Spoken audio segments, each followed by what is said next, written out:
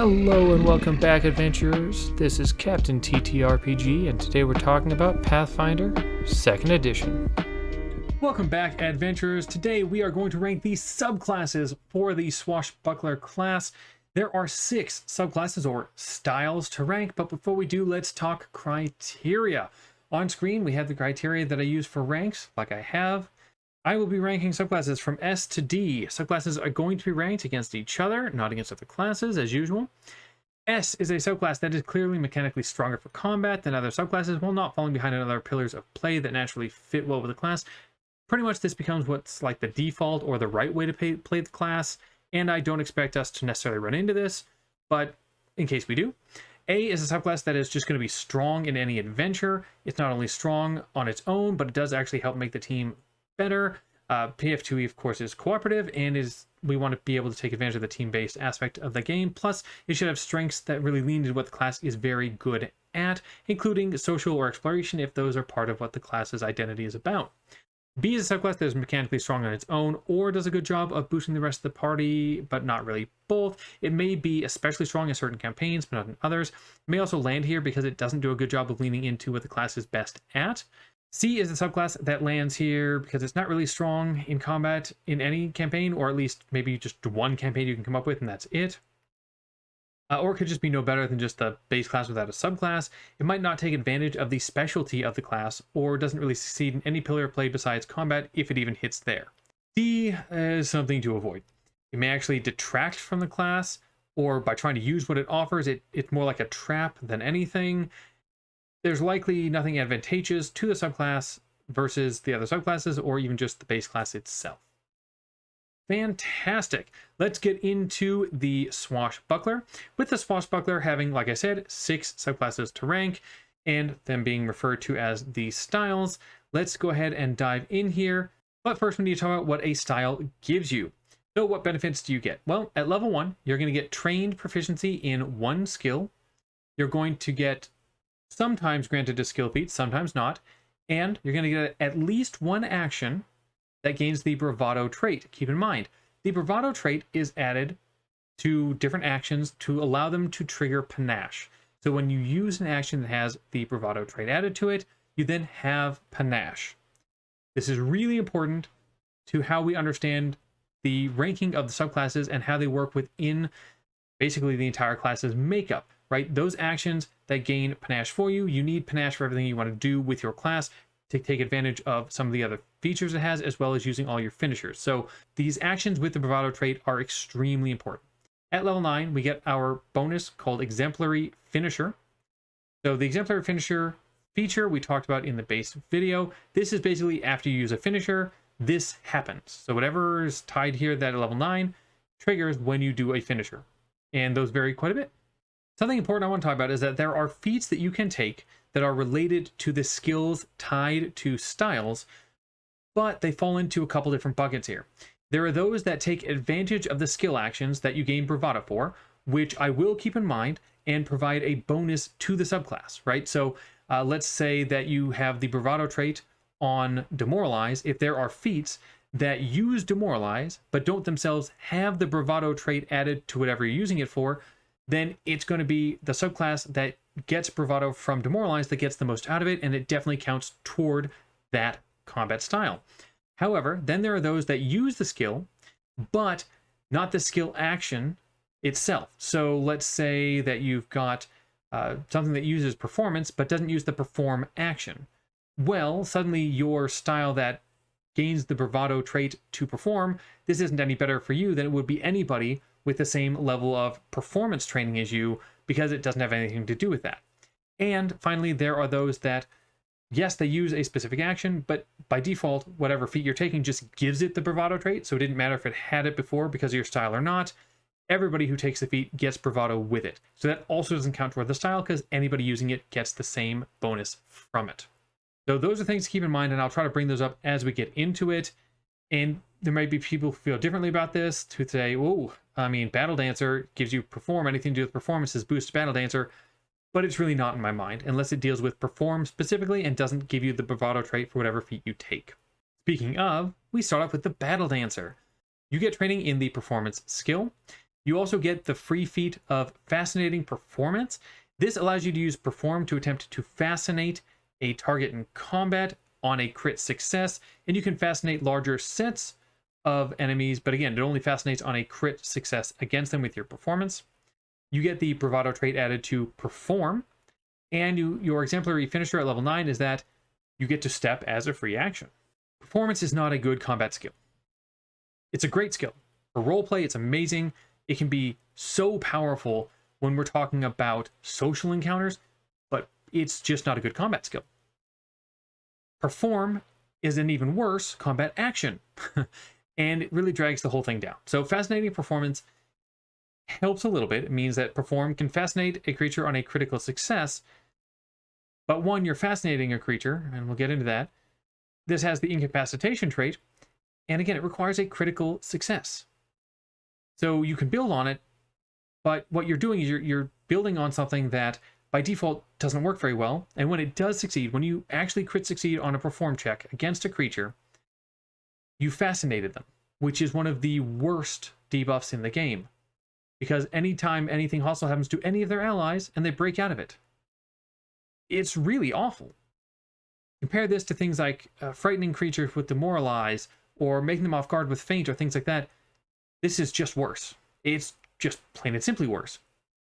It is true that you can perform to large groups and fascinate multiple of them, as many as you can crit succeed against, but that only works with the base Fascinating Performance. If you get an upgraded version of this, which you can take a feat for early on, then you can only do it to one creature at a time, and it makes it so you don't need a crit success anymore, but you need a success still. Anyway, that's all moot considering that Fascination is so bad as far as a debuff goes. Now, as far as your exemplary finisher bonus, the stepping is nice. Stepping is good. I have nothing bad to say about it. True, the step may not be the most powerful thing. Once you get higher level and creatures have a larger swing that they can make, right? They can still hit you from further away, but I'm not going to decry a free step. Free step is good. So don't get me wrong, that's nice to have. As for feats that tie back to this, that actually boost this particular subclass, yes, we do have a feat here called Focused Performance, and it's a level 1 because it requires Fascinating Performance, and so only you can take it. And boy, it's necessary just to make this work at all. So what it really does is it, like I said before, it takes Fascinating Performance and says, ooh, you don't need a crit success to fascinate somebody. Now you just need a success to fascinate them, which is great. But again, it's still fascination. And whereas with Fascinating Performance, you could hit a large group, this has to be against one creature. And you're still just fascinating them. And it still has Incapacitation. And it's, anyway, so it just doesn't make it a whole lot better. The other feats that, require some level of proficiency in performance don't use the perform action, and therefore doesn't help the Battledancer, because anybody who wants to get any kind of performance training in here, which anybody who's a Swashbuckler can take, so it's not a Battledancer thing, means that they can gain the advantage of those feats too. So the only feat that helps is the one that affects perform, and it's better, I guess, but you shouldn't do it. You just don't want to use perform. Perform is a bad action to do in combat. And because this is leaning you into that, and it's trying to make you make perform good when it's not, you're sinking feats into this, you're sinking actions into this to get almost nothing out of it, even when it does work. This is a D. In my mind, this is actually a trap, and I hate that, but it feels like a trap to me because it wants you to do something you should not do. Well, that was a terrible start. Let's see if we can get better. With the Braggart, this gives you the training in Intimidation. You get no skill feat, but you do get the Demoralize action to add Bravado to it, so that's fantastic. And your exemplary finisher, if a foe was immune to Demoralize, it isn't immune anymore. Intimidate is just better than performance in combat. Demoralize is one of the best combat skills in the game. It is one action to do, and it's going to, if you succeed, frighten a creature. Frighten 1, frighten 2 on a crit.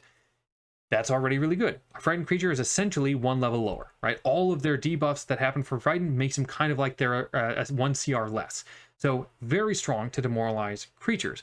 The one downside to demoralize, you can only demoralize the same creature once in that combat until you have exemplary finisher. And now you can keep demoralizing that creature that you use a finisher against, which is fantastic. So that is a big deal. once you get it available to yourself. Now, you might just be downing creatures so fast that it doesn't matter too much, but I think it can be really helpful, especially against higher level creatures, boss monsters, whatever. There is a level 1 feat that does add to the value of this style because it uses intimidation, meaning specifically demoralize, and it's as a reaction, right? So you down a creature, now you can demoralize another creature, and you get a boost to your demoralize. That's really actually quite strong. Is it the strongest reaction you can possibly take? No, there's actually good reactions in the class. So I'm not going to pretend like it's the strongest reaction. You've got a nice defensive reaction at level 1 as well, but it's not bad. If you think you're going to be dealing a lot of the party's damage and you're going to be downing enemies a lot, it can be great to set up your next target. But it's not simply the strongest thing out there. Now, there are other feats that utilize demoralize as well, such as Dazzling Display, that lets you demoralize all enemies in 30 feet if your last action was a crit or you took somebody out. So this is really good. You get a +1 circumstance bonus to this check to demoralize, by the way. And then there's Get Used to Disappointment, which is a free action at start of turn to demoralize a creature that failed an attack or skill check against you in its last turn. There are even a few more that I didn't even put on the list here. There's a lot that builds on this, and all of these are best for the Braggart because Demoralize has Bravado added in for you, making all of these trigger your panache, making this feel really solid. Because Demoralize is so good, there's so much that can build around it. You can take advantage of it in so many ways, and it's good for the party, right? You're demoralizing creatures, that's frightening them, that makes them easier for your allies to deal with. This is a solid A from me. Next up, we have the Fencer. This gives you training in Deception, no skill feat here. Bravado is added to both Creative Diversion and Feint. You get the exemplary finisher of the creature becomes off guard until your next turn. I assume start of, but it doesn't actually say, so let's just assume that. Here we have 2 extra actions gaining panache. Both are good. If somewhat underused in my experience. I don't see people creating diversions a lot or feinting a lot, but they're both good. Feint is particularly good if you're playing a melee class. So, while underused, it can be nice to set up off guard from your target before attacking. I'd rather do 1 attack with a higher chance to crit than 2 attacks most of the time. Depends on what you're wielding and, if it's got deadly or whatever, but that's what I like to think about. While again, we don't get a feat at level 1, we don't really need one. The exemplary finisher here is the best one we've seen, right? Creature's just off guard, full stop, which means everybody takes advantage of it. That's great. Creature being off guard is helpful to everybody. Well, everybody who wants to target with an attack anyway. I don't want to pretend, though, that Feint and Creative Diversion are the easiest things to fit in as, like Demoralize is. But because, to Feint, you have to be within melee range, unless there's feats you take to augment it, which there are for thrown weapons. And Creative Diversion has more setup required than something like Demoralize does. But still, they can be pulled off fairly reliably. Just like with Deception, though, we've got a level 1 feat here that does require using Feint. It's goading Feint. This changes your Feint from being more offensively minded to more defensively minded. I don't like it, but it is there. Maybe some people really like it. I really just don't. I'd rather just get them off guard and then stab them, but whatever, you do you. At level 4, there is a feat that does let you dazzle on a successful Feint, and that is really good because dazzle is actually pretty brutal. So it's solid. I'd say I keep the same overall score for it. And there's even a feat that allows you to possibly Feint at range if you're going to throne build. So if you're doing a throne build, I really like this actually. You wouldn't think it would be because of Feint, but I actually really like this for a throne build. But if you're not doing a throne build, it's good. I think it'll fit in a lot of places. I don't think it's as strong as the Braggart is, but it's a solid B, and it's definitely worth taking a look at. Even, and maybe especially for those throne builds if you're going to take that feat. Next we have the Gymnast. You get trained in athletics. There are no feats here. Your Bravado action list is Grapple, Reposition, Shove, and Trip. And your exemplary finisher. If you used your finisher on a creature that is grabbed by you or restrained by you, or prone next to you, you get a bonus damage equal to the number of damage dice. So a little extra bonus to your damage. Once again, we have no extra feat. Once again, I don't care. There are 4 actions gaining panache here, and they vary in strength, but generally are really good. Grapple is one of the best things you can do in the whole system. Grappling creatures is extremely powerful. And, you can boost your strength here fairly high, plus the boost you get from some of your features to increase your bonuses to things like grapple, because they have the Bravado trait, is also really, really strong. So this can be a fantastic grapple character, but it's not just grapple. Trip is really good. Knocking creatures prone is just valuable. Shove can be really valuable, pushing creatures into and out of things. Reposition's got its uses.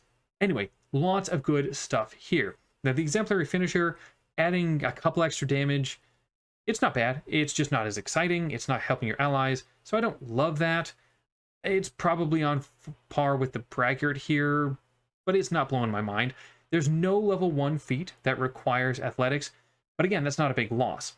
There are a couple of feats I want to talk about that really boost this style. The first is Agile Maneuvers. This reduces the multiple attack penalty for athletics skill actions that gain you panache, which is huge. And then there is Knight's Retaliation. It's a reaction. It's only used against undead, so it doesn't count for much, but if they crit fail an attack against you, then you can use this against them, and anyway, you'll be using athletics against them, which is cool if you're in an undead campaign. There are more feats that take advantage of the different athletics actions as well, but I'm not going to run through them all because there's just too many. One thing, though, to keep in mind is you're probably not going to be the face like you could be with a lot of the other subclasses here, because you're not going charisma, you're going to go heavy into strength. I don't consider that a really big downside. That's totally fine. I'm just calling it out. One that's valuable note is that you do get bonuses, right, to your athletics actions if you're using weapons that have that trait. So if you have a one-handed weapon that is either agile or finesse and has grapple, which I need to check on, I don't know that that's a thing, you could gain the bonus from that here. Maybe you found a weapon that's got a trip on it. Those are far more common, or shove or things. Anyway, you can use these and they'll still trigger those athletics. You get a bonus from your potency runes, and you get the bonuses from all your skills. All this added together makes you really good at those athletics abilities. This is an A. Locking creatures down with added bonus to it is just nice. All right, we got the Rascal. This is going to give you trained in Thievery. You gain the Dirty Trick feat, which is one action. You have to be in melee, using Thievery to attempt to make a creature clumsy 1 for at least 1 round. On success, crit success lasts longer. Your Bravado action is Dirty Trick that you just gained the feat to have. And your exemplary finisher is the creature has a minus 10-foot circumstance speed penalty per a round. Up to now, it's been a secondary attribute that we need for everything, right? Either charisma or strength. Here, it's all dex. It's just all dex, which gives us a lot of freedom, which I like. Saying that, Dirty Trick is just not as good as Demoralize or Grapple or Trip. Clumsy 1 is completely fine most of the time, or it's really just reducing AC, which isn't bad. It's just not amazing. And then we've got the exemplary finisher here, which is not really great. There are 2 thievery related feats, but only one of them actually affects Dirty Trick, so the other one doesn't count. The one that it does affect Dirty Trick, called Dastardly Dash, this is at level 4, gives you the opportunity to use Dirty Trick while you run. But it also just gives you the opportunity to use Trip instead of Dirty Trick, which is far better. So I'd much rather do that and go with the Gymnast to take this feat rather than doing it with Dirty Trick, but at least it gives you something. That also, let's keep in mind that the bonus, the minus 10-foot circumstance penalty to a creature speed from exemplary finisher, that's the worst one we've seen so far. That is pretty weak. I mean, yes, if you're doing a finisher and then running off, it'll have a hard time chasing you down, but it's just not the bonus that the others are. So I don't love it. Yes, this can fit. Yes, it opens up more options, but because it kind of doesn't add much beyond just the base Swashbuckler and isn't particularly geared toward any great scenario here, I'm going to give it a C. It's not the worst, but it's not my favorite. And finally, we have Wit. This gives you training in Diplomacy. You get the Bon Mot feat. This is one action to quip at an enemy, making a Diplomacy check against its will DC. If you succeed or better, it will give them a solid debuff to perception checks and to will saves until they reply in turn. So they use an action to quip back at you.